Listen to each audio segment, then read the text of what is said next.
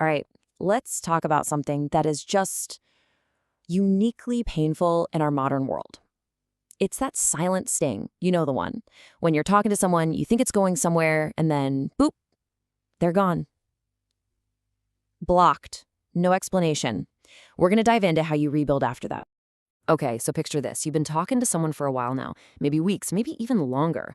The connection feels real. You finally work up the guts to, make a move. You type out that perfect message, your heart's pounding, you hit send, and then nothing. You go to check their profile, and it's just gone. If you've been there, man, you know just how much that stings. It's such a shock to the system. Yeah, there's a name for this whole thing, right? Digital ghosting. And what makes it so awful is just how fast it all happens. So let's walk through those first few moments. I mean, it happens in a blink of an eye. It's like this timeline of doom. First, there's that moment of pure courage, right? You hit send. That feels like a win. But then, just silence. You look at your phone, and that little delivered notification, it's just not there. It's like your message got sent into a black hole. And then comes that gut-sinking moment. You go to their profile, and poof, it's vanished. And that's when it hits you. That cold, hard realization. You've been blocked. And this is such a perfect way to describe that feeling. It really is the end of a digital dream. One second, that door to a real connection feels like it's wide open, and the next, it's not just closed, it's been slammed, bolted, and sealed shut. And you never even heard it close. It's the total lack of explanation that just eats away at you. So, let's get into it. Why does this particular thing hurt so much? To really get it, we need to look at the anatomy of the sting. What's wild is that a lot of people say getting blocked hurts more than just getting a straight up no. Isn't that crazy? So that's the big question we're asking here. Why does this silent digital rejection just hit us like a ton of bricks? Well, a huge part of the answer comes down to all those unanswered questions. See, our brains absolutely hate a vacuum. They can't stand not knowing. So when there's no explanation, what does your brain do? It starts making stuff up. And it's almost never a nice story, is it? Nope. It invents the absolute worst-case scenario, the most self-critical explanation it can possibly think of. And that mess, that tangled web of what-ifs, that's where the real pain comes from. Yeah, and it's not just one thing. This kind of hurt has layers, like an onion. Let's peel them back. First off, this wasn't just some random person, right? For you, she probably represented some kind of long-standing what-if, a real possibility. Then you got to remember, you made yourself vulnerable. You put time in, you invested hope, you put real effort out there.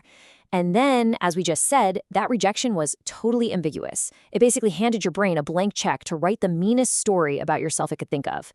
And finally, and this is the big one, it pokes at all your old stuff, those deeper insecurities, those old stories you have in your head about not being chosen or not being good enough. It just activates all of it. Okay, so we've torn apart the pain. We know why it sucks. But now comes the most important part, the part where things actually change. We're talking about the mindset shift. This is the pivot point. This is where you go from being a victim of what happened to being the one in control of your own story. This right here, this is the whole game. This is the single most powerful shift you can make. On one hand, you have the fragile thought, I got rejected. And that feels awful, right? It feels like a judgment, like someone stamped fail on your forehead. But look at the other side, the resilient thought. We were misaligned. Do you feel the difference? It's huge. One is a verdict on you. The other is just a statement of fact about compatibility. It's not about you being not good enough. It's about two puzzle pieces just not fitting together. It's a mismatch, not a character flaw. And this quote right here, this is your new mantra. Say it with me. Rejection isn't a verdict, it's information. That's it. It is not a judge and jury declaring your value. It's just data. It's information about the other person, maybe about their timing, maybe about what they're looking for, maybe about their own issues. It's just information that tells you, okay, this isn't the path. And you use that information to find a different one. So what's the end game here? It's about building something called identity-based confidence. And what does that mean? It means your confidence comes from inside you. It's rooted in your character, your values, the way you act, all stuff that you control.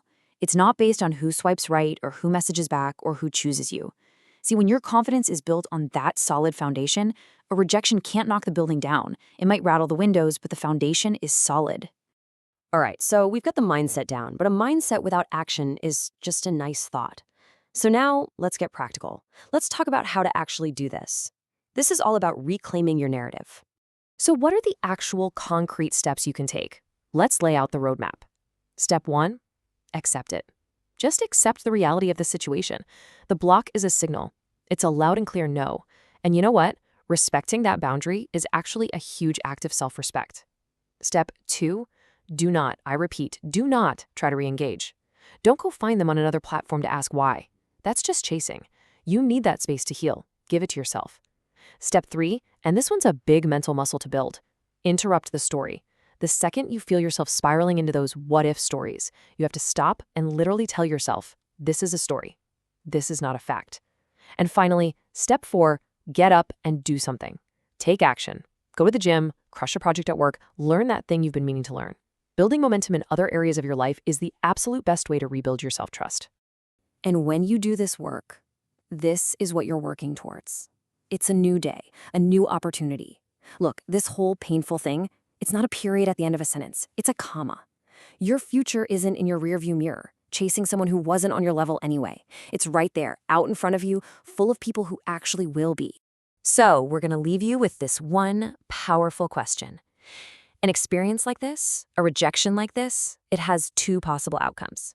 It can shrink you. It can make you smaller, more afraid, less willing to put yourself out there next time.